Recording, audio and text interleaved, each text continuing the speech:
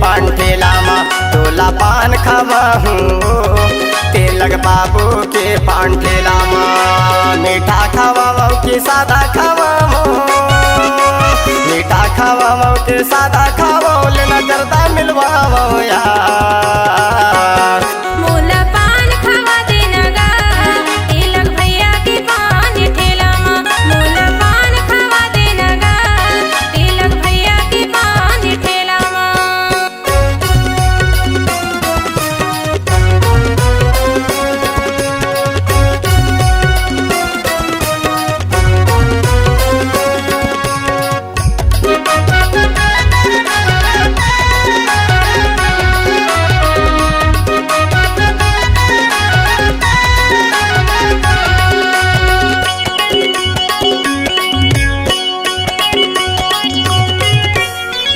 तेरा हम ठेला बने हैं अगल बगल दुकान अगल बगल दुकान रे भैया अगल बगल दुकान अगल बगल दुकान रे भैया अगल बगल दुकान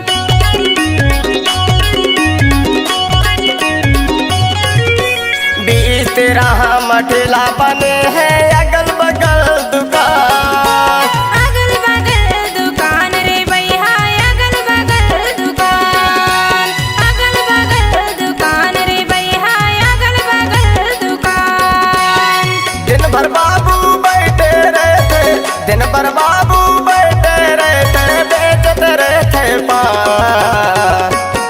मोला पान खवा देना गा तिलक भैया के पान ठेला मा मोला पान खवा देना गा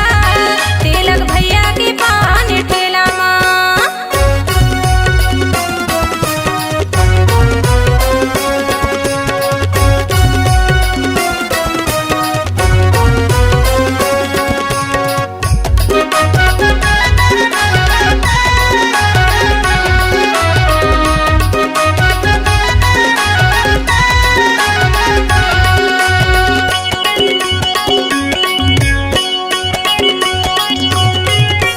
सोमवार का लगता है वो गोरी मुड़की के बाजार मुड़की के बाजार गा भैया मुड़की के बाजार मुड़की के बाजार गा राजा मुड़की के बाजार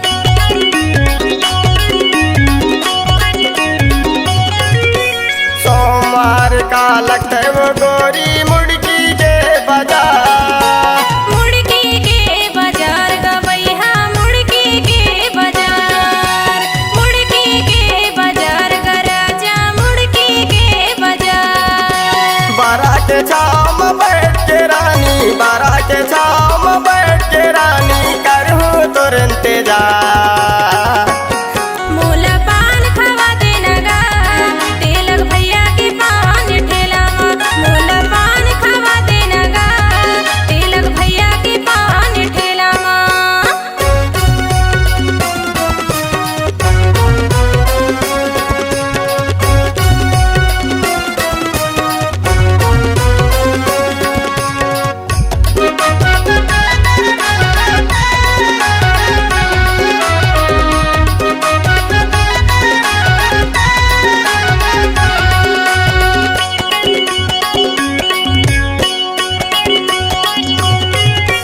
दोस्त हवे मोर के सौ भैया टाइल्स के काम करैया टाइल्स के काम करैया गा भैया टाइल्स के काम करैया टाइल्स के काम करैया गा भैया टाइल्स के काम करैया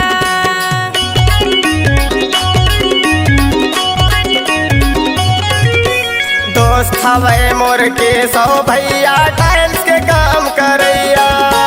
टाइल्स के काम करैया गा भैया टाइल्स के काम करैया टाइल्स के काम करैया गा भैया टाइल्स के काम करैया पान खाए के लाने ओ मीना पान खाए के लाने ओ मीना दे है ओ हर रुपैया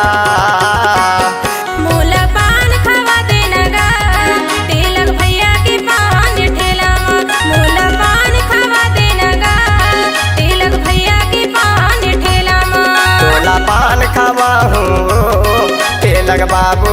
पान ठेला